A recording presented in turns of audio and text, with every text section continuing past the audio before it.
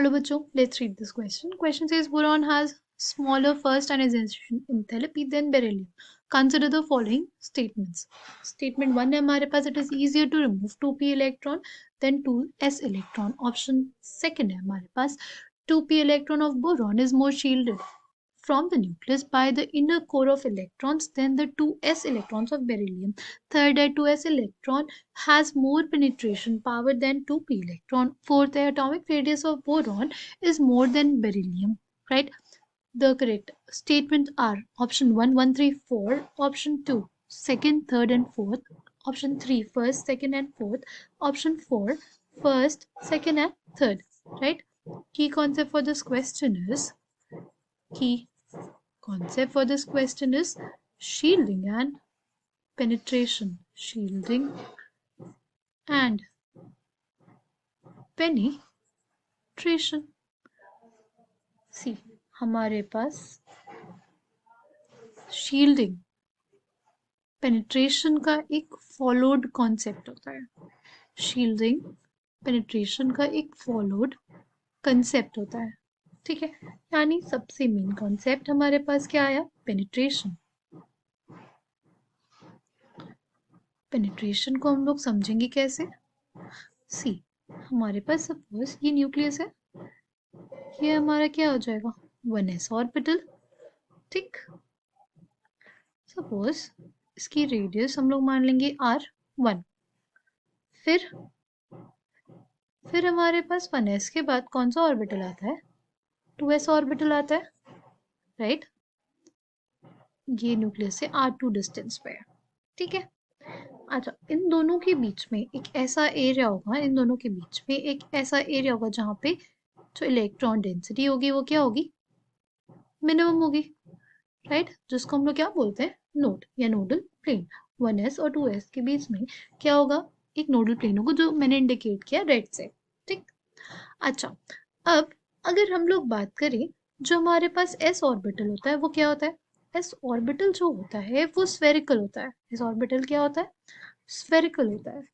ठीक है, अगर s ऑर्बिटल हमारे पास स्फेरिकल है तो जो न्यूक्लियस है, राइट, उसमें अगर देखें इलेक्ट्रॉन डेंसिटी जो होती है इस ऑर्बिटल में वो क्या रहेगी? यूनिफॉर्मली डिस्ट्रीब्यूटेड रहेगी. अगर वो यूनिफॉर्मली डिस्ट्रीब्यूटेड रहेगी तो न्यूक्लियस तेजी से पुल करेगा इलेक्ट्रॉन डेंसिटी को अपने तरफ. राइट, जिस वजह से क्या होगा? जिस वजह से ना हमारे पास जो 1s ऑर्बिटल यहाँ पे था ना, न्यूक्लियस के पुल की वजह से वो यहाँ पे आ जाएगा. राइट, जो हमारे पास 1s ऑर्बिटल वहां पे था, न्यूक्लियस के पुल की वजह से यहाँ पे आ जाएगा.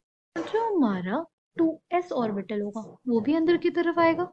राइट, वो भी न्यूक्लियस के पुल की वजह से अंदर की तरफ आएगा. ठीक, अब जो हमारे पास 1s ऑर्बिटल है वो कौन सा है? जो मैंने दिखाया डार्क ब्लू से. राइट, और 2s ऑर्बिटल अब कौन सा है? 2s ऑर्बिटल अब ये है हमारे पास. ठीक, अब एक रीजन था जहां पे, अगर बात करें हम इस रीजन की, इस रीजन में पहले किसकी इलेक्ट्रॉन डेंसिटी थी? इस रीजन में पहले हमारे पास 1s इलेक्ट्रॉन की इलेक्ट्रॉन डेंसिटी थी. राइट, बट अब सिंस हमारे पास 1s का साइज कम हो गया, तो अब यहाँ पे किसकी इलेक्ट्रॉन डेंसिटी है? 2s की. राइट, 2s की इलेक्ट्रॉन डेंसिटी ये वाले ब्लू वाले एरिया में है ना. तो यही फिनोमिना होता है पेनिट्रेशन का. पेनिट्रेशन इज बेसिकली कि आउटर ऑर्बिटल के इलेक्ट्रॉन डेंसिटी का आना किसी इनर ऑर्बिटल के रीजन. राइट, किसी भी आउटर ऑर्बिटल के जो 2s की इलेक्ट्रॉन डेंसिटी है, जो हमारा आउटर ऑर्बिटल है, उसकी इलेक्ट्रॉन डेंसिटी इनर ऑर्बिटल की इलेक्ट्रॉन डेंसिटी के रीजन में आई. ठीक है, जहां पे पहले 1s ऑर्बिटल हुआ करता था उसकी इलेक्ट्रॉन डेंसिटी हुआ करती थी, उससे वो वाले रीजन में अब किसकी इलेक्ट्रॉन डेंसिटी आ गई? 2s ऑर्बिटल की. राइट, इसी को हम लोग बोलते हैं क्या? इसी को बोलते हैं पेनिट्रेशन. ठीक, अगर बात करते हैं शील्डिंग की, शील्डिंग क्यों आया? क्योंकि पेनिट्रेशन हुआ. राइट, हमारे पास जो 2s है और 2p है वो न्यूक्लियस से सेम डिस्टेंस पे होंगे. राइट, अगर n की वैल्यू हमारे पास सेम है तो n की वैल्यू सेम होने की वजह से हमारे पास इन दोनों के जो साइजेस होंगे वो इक्वल होंगे, राइट, यानी वो इक्वल डिस्टेंसेस पे होंगे फ्रॉम द न्यूक्लियस, राइट। फिर जो हमारे पास जैसे इलेक्ट्रॉन डेंसिटी आई, जो 2s है, क्योंकि वो स्फेरिकल है, इसमें इलेक्ट्रॉन डेंसिटी यूनिफॉर्मली डिस्ट्रीब्यूटेड है, न्यूक्लियस उसको अपने तरफ खींच लेगा, ठीक है, न्यूक्लियस उसको अपने तरफ खींच लेगा और इस वजह से इसकी एनर्जी क्या हो जाएगी, कम हो जाएगी, ठीक। अच्छा, अब आपने कभी बल्ब देखा होगा, ठीक, ये हमारे पास बल्ब था, इसकी रोशनी दूर तक जा रही थी। अब क्या किया हमने, इस बल्ब पे हमने ना एक काला कपड़ा डाल दिया। क्या किया हमने, एक काला कपड़ा डाल दिया। तो अब जो रोशनी बाहर जाएगी वो क्या होगी, वो कंपेरेटिवली कम होगी, राइट।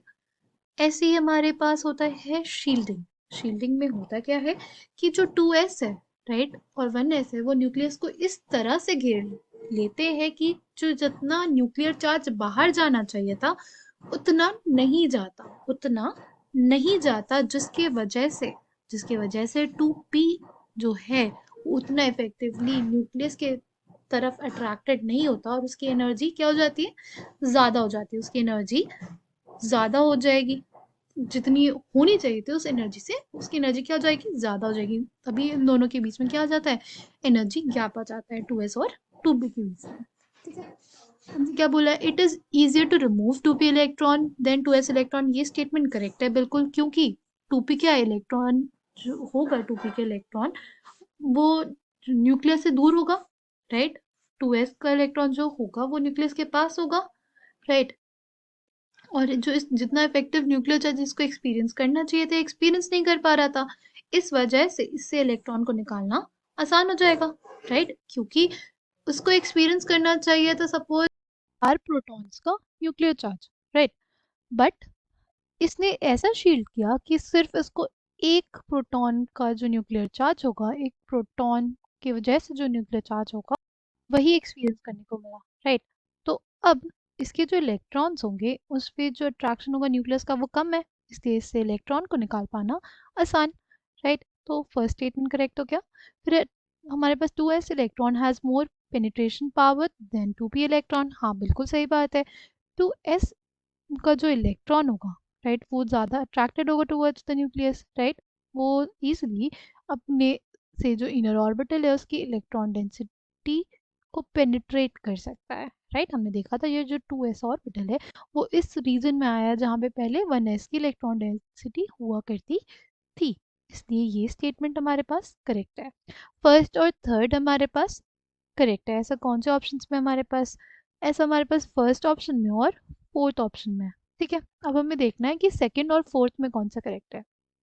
फोर्थ स्टेटमेंट को देखते हैं, atomic radius of boron is more than beryllium, ये स्टेटमेंट गलत है, बिकॉज जैसे इलेक्ट्रॉन का एडिशन होता है, जैसे बेरिलियम से हम बोरॉन में जाते हैं एक इलेक्ट्रॉन का एडिशन होता है, राइट, इलेक्ट्रॉन के एडिशन से ज़्यादा एक प्रोटॉन का भी एडिशन हुआ, प्रोटॉन के एडिशन से न्यूक्लियस ज़्यादा पावरफुल हो जाता है और इलेक्ट्रॉन डेंसिटी को अपनी तरफ तेज़ी से पुल कर देता है और बोरॉन का साइज छोटा हो जाता है बेरिलियम से, तो atomic radius of boron is more than beryllium, ये स्टेटमेंट गलत है, राइट।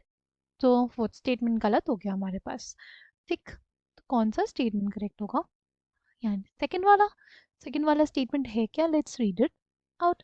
ये है 2p electron of boron is more shielded from the nucleus by the inner core of electrons than 2s electrons of beryllium, right। जो 2p electron होगा, 2p electron होगा वो ज़्यादा शील्डेड रहेगा, राइट, 2p वाला जो इलेक्ट्रॉन होगा वो क्या रहेगा, वो ज़्यादा ही शील्डेड रहेगा, यानी उस मतलब जो 2s है वो न्यूक्लियस को इस तरह से घेर के रखेगा कि इस तरह से घेर के रखेगा, इस तरह शील्ड करके रखेगा कि 2p